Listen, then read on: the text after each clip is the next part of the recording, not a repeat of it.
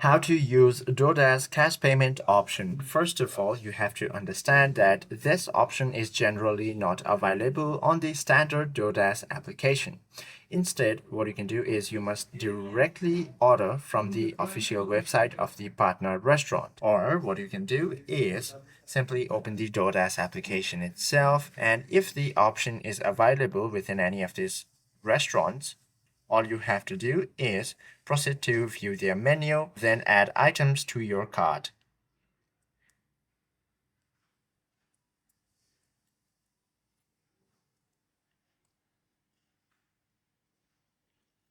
Once you've done so, you should be able to view their cart by simply tapping on this view cart option, tap on this continue once again, and you will be sent to the checkout option.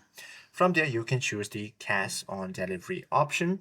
If it is available, then ensure you have exact amount for your order. Once you've done so, hand the cash directly to your driver when they arrive. Hope this video helps you out a lot. If you have any questions or queries, please do comment down below.